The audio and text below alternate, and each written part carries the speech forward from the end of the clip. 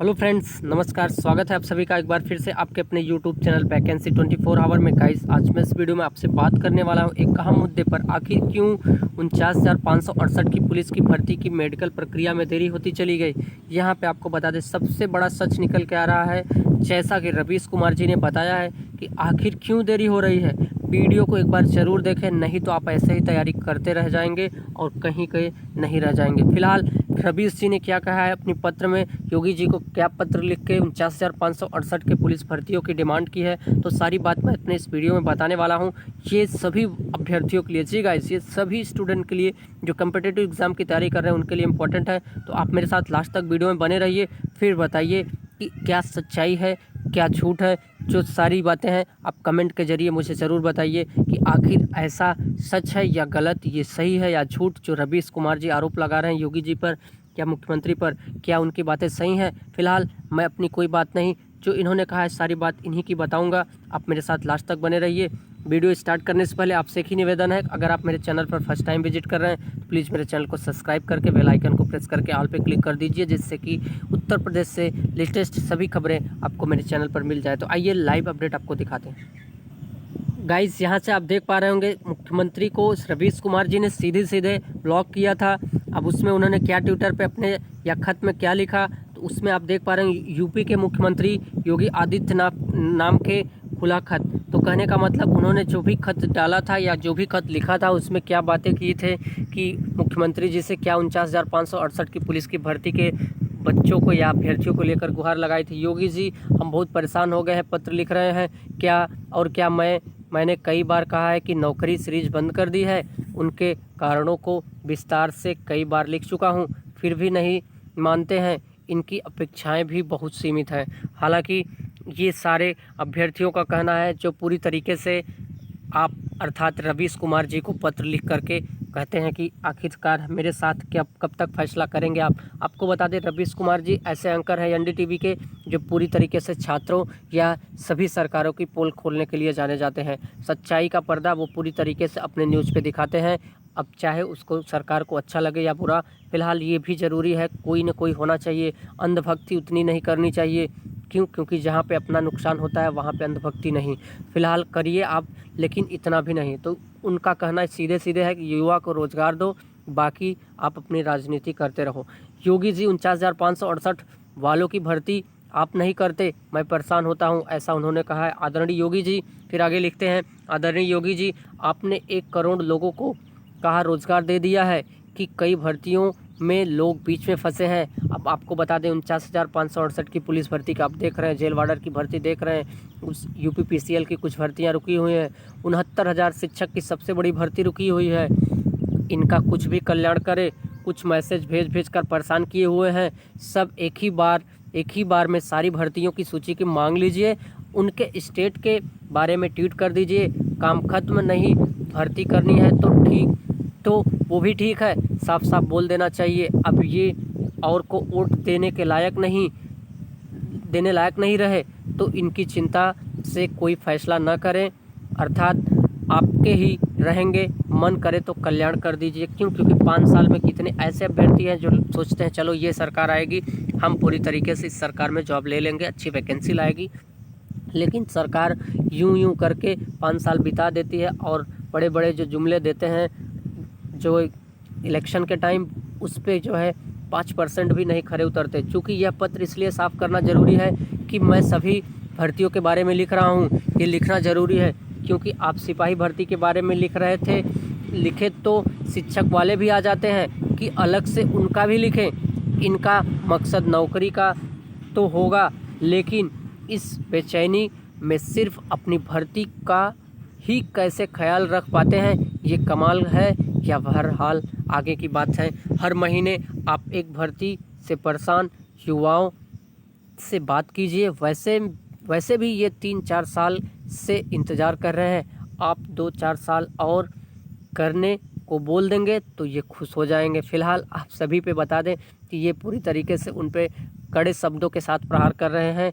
उनके 4 साल बाद परेशान करेंगे, मुझे उसके 4 साल बाद भी परेशान करेंगे। आपको बता दें कि अगर जैसे योगी सरकार 49,568 की पुलिस की भर्ती नहीं कर पाती है, तो कहीं न कहीं हम अपनी गुहार न्यूज़ के ज़रिए, मीडिया के ज़रिए लगाएंगे। सरकार तक तो पहुंच नहीं पाएंगे, वहां तक तो हम जा नहीं पाएंगे। हम न्यूज़ मीडिया के ज़रिए अपनी बात को आगे उठा सकते हैं। तो उन्होंने कहा हमारे पास इतने मैसेज, इतने पत्र आते हैं कि सर आप कुछ हमारी भर्ती को लेकर करिए। क्योंकि आपको बता दें, रेलवे की भर्ती को लेकर के उन्होंने एक बहुत बड़ा फैसला लिया था। रेलवे की भर्ती में आप सभी को पता है कि वहाँ पर जितने अभ्यर्थी थे, पूरी तरीके से उनका 500 रुपये का जो रजिस्ट्रेशन शुल्क लगता था, उन्हीं की आवाज़ उठाने से 100 रुपये हो गया था। हालांकि 100 आपका 400 आपके खाते में रिसेंटली बाद में भेजा गया था, लेकिन वो 100 रुपये करवाने वाले यही एनडीटीवी के रवीश कुमार जी ही थे।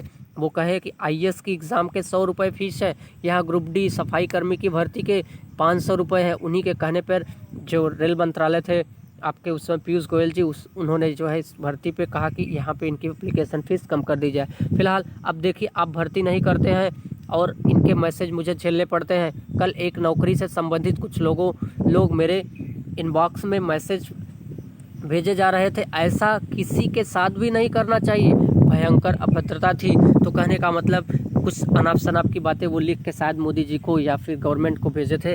हालांकि वो कितने बड़े आपके एंकर हैं, वो उस बात को ऐसे सीधे नहीं कह सकते। उन्होंने कहा कि अभद्रता भरे शब्द थे। मैं भी बेचैन रहता हूं कि लेकिन दूसरे को 500 मैसेज नहीं करवाता।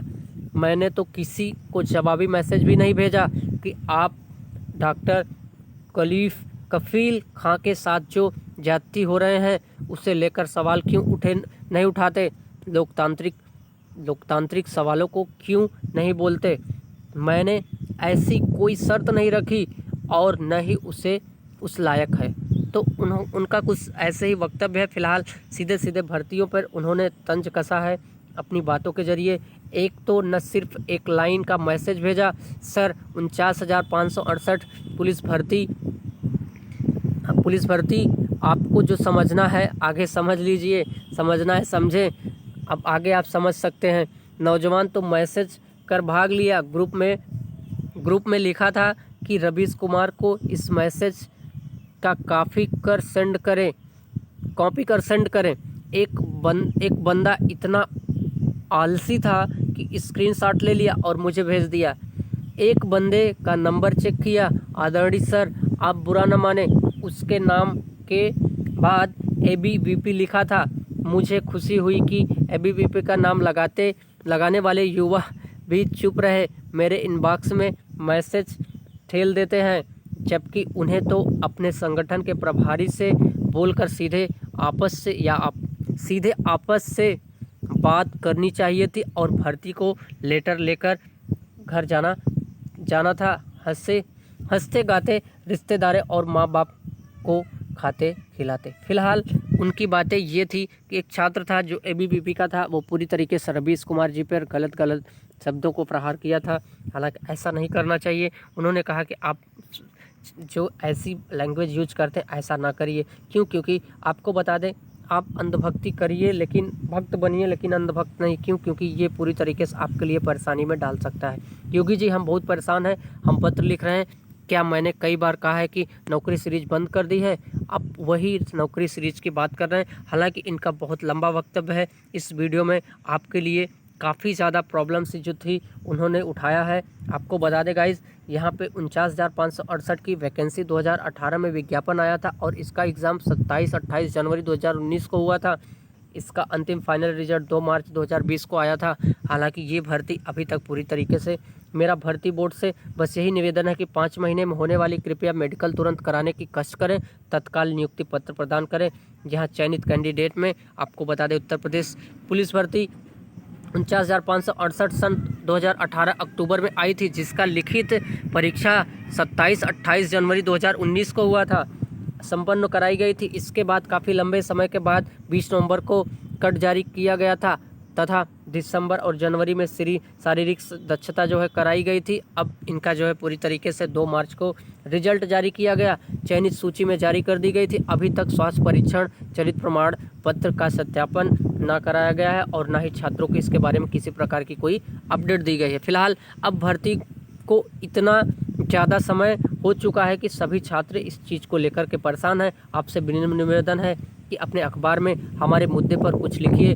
जिससे कि शायद भर्ती बोर्ड हरकत में आए और सभी छात्रों या सभी छात्र आपके आभारी रहेंगे।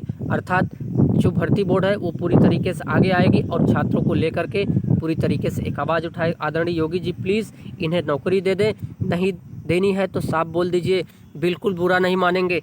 आपके ही हैं, कहाँ जाएं? क्योंकि आपको बता दें कि वोट देते वक्त तो हम ही आप आगे आए थे। डिक्लेरेशन में इन्होंने आज अविष्करण में लिखा है कि इस आलेख में व्यक्त किए गए विचार लेखक के निजी विचार हैं। इस आलेख में दी गई किसी भी सूचना को सटीकता, संपूर्णता, व्यवहारिक अथवा सच्चाई के प्रति एनडीटीवी उत्तरदायी है। इस आलेख के सभी सूचना ज्यों के त्यों प्रस्तुत की गई है। इस आलेख में दी गई कोई भी सूचना अथवा तथ्य अथवा व्यक्त किए गए विचार एनडीटीवी के नहीं है तथा एनडीटीवी उसके लिए किसी प्रकार का उत्तरदायित्व नहीं है। ये पूरी तरीके से लेखक के द्वारा लिखे गए जनता की प्रॉब्लम को लिखा गया है, न कि इसको पूरी तरीके से इनके पीछे कोई साजिश भरी शब्द हैं। फिलहाल इस वीडियो में इतना ही। आप बात समझ गए होंगे आखिर इतनी देरी क्यों हो रही है। लास्ट तक वीडियो देखने के लिए आपका धन्यवाद। मिलते हैं नए वीडियो में नए नोटिस, नए टॉपिक के साथ। थैंक यू कोऑपरेट करने के लिए। जय हिंद, वंदे मातरम।